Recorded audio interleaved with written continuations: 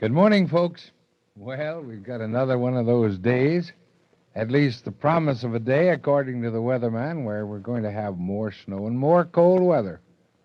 But we can't complain because out here in the heart of America, we're just so much better off than some of the folks in other sections of the country. We've only to pick up the newspaper, listen to the radio, and hear about storms that are ravaging the East Coast and the West Coast that's too dry, especially down in Southern California. Well, out here, we're storing up moisture that we may need. You and I know very well, sadly, before the year is out of the way. A report I like to get, that I am getting, however, is we're getting quite a bit of snow out in the western part of Kansas. And that is so necessary if we're going to get a good wheat crop out there because we got off to a late start this year. Well, yesterday I was down to Concordia, Missouri, attending the annual meeting of a local cooperative association. Quite a successful meeting, and they had quite a successful year.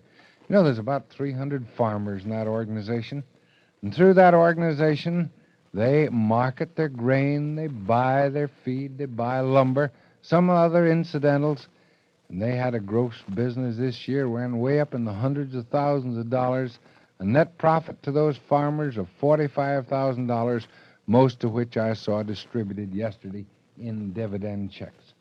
It was a very good meeting. I enjoyed every minute of it.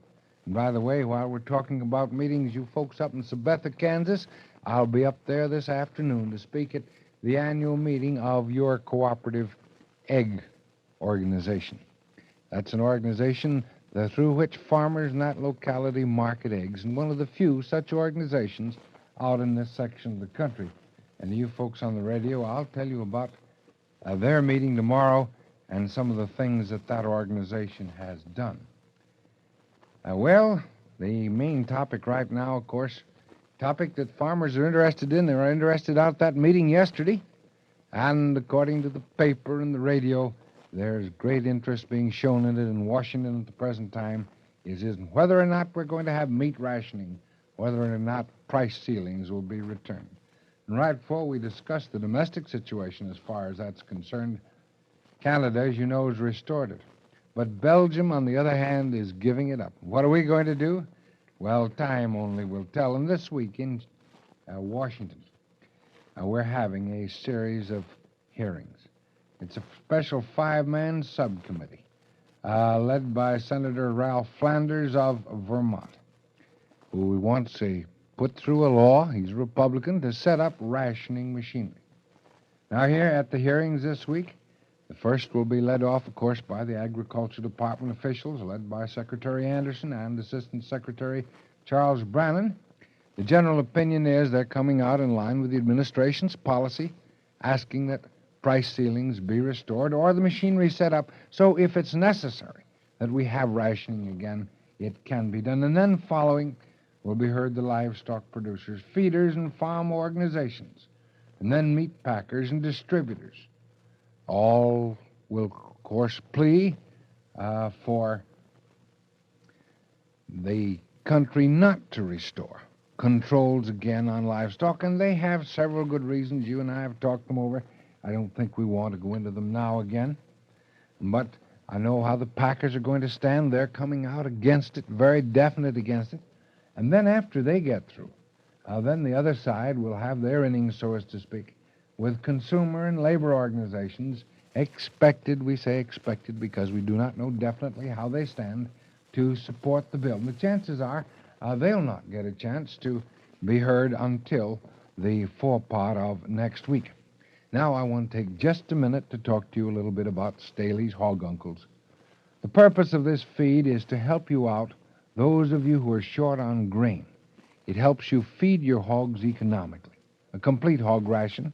That is, they've taken all the ingredients that hogs need. They've taken grain with its carbohydrates and its fats, proteins and minerals and vitamins, and that new condensed fish soluble. Mix them all up together thoroughly, press them into pellets, sack them up, and then they're all ready to feed to your hogs. You don't need to feed anything else with them. Just Hog Uncles, plenty of clear drinking water. And you'll find that combination will produce more pounds of pork than will straight corn. That's not hearsay. We're doing it here on the farm at the present time. Now, what does it cost? Well, hog uncles cost about the same as corn on a bushel per bushel basis. But let me repeat again, you don't feed it with grain, you just feed it straight. It's a complete feed, not a supplement. And it is available as close as your local Staley dealer is to your farm.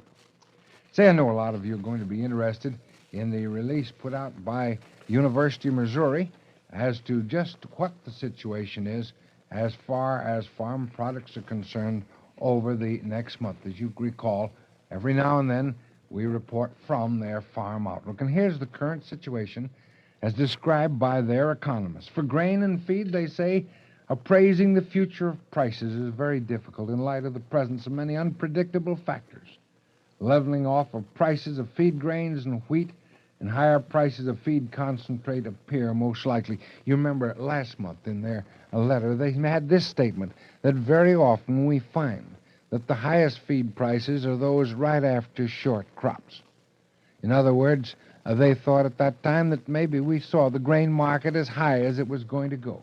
And now they think there's a possibility of a leveling off.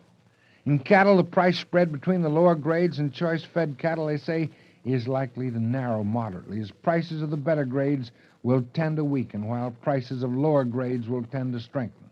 Steady prices are in prospect for feeder cattle. Now, that price spread between the lower grades and choice-fed cattle, they say, repeating again, is likely to narrow. That's a condition we know that's gone on through the years. In the spring of the year, we get less of the low-grade cattle. We get more, comparatively speaking, of the top grade, where the result is that the top grade usually works down and the lower grade works up. That's the time of the year when one usually can most profitably sell their butcher cattle. Their cattle that have been fed on silage, the cattle that are not truly finished cattle. Now, in hogs, they say hog prices are expected to continue their upward trend into March or early April, when a level of $30 appears reasonably certain. Now, there's just a lot of us that have thought and hoped that the hog market would get up to $30 before that. And you'll notice it's crept up and got up to $28.50, $28.75, and then it seems to meet consumer resistance, and down the market comes again. But one of these days, the feeling is that supplies will get shorter and shorter, and that usually occurs in March and early April, and then when that point is reached, we'll have the $30 hog. That's the opinion of the economists. Whether we'll have it before then, well, there's the question. Lamb prices, they say, are likely to show strength over present levels during the next 60 days. What's behind that? The fact that there's not so many fed lambs out at the present time, and also that this is the season of the year, as you may recall, when western Kansas and Oklahoma and the Texas wheat pastures usually disgorge their lambs and bring them to the market. But we didn't have those wheat pastures this year, and as a result, the lambs are not out there, and so it's short supplies for the next 60 days. For dairy prices, they say that prices of milk and butter fat are expected to decline seasonally, but remain above the levels of a year earlier, and a little further decline in egg prices is expected, considering the likelihood that government support prices are expected to be about 5 cents per dozen above last year. Now, that's the picture of the market. As more information is available from time to time, of course, I'll bring it to you. Now, getting back to my sponsor's product for just a minute, you may wonder how Staley's Hog Uncles can compete with corn in price. Several factors. The Staley Milling Company buys their ingredients in large quantities. They buy it at different points in the country wherever prices are most attractive. They take advantage of price differentials between the various ingredients, blend these ingredients in one big central mill, and that's one reason why they're able to produce a feed that is actually better than straight grain at almost the same price corn sells for on today's market. Now, Hog Uncles are not an emergency feed. At all times, Hog Uncles are a better balanced and more productive feed than the best corn ever raised. And remember, you buy Hog Uncles at the store of your local Staley dealer. So long now, folks. But to you folks up in Sabetha, Kansas, I'll be seeing you this afternoon about 2 o'clock.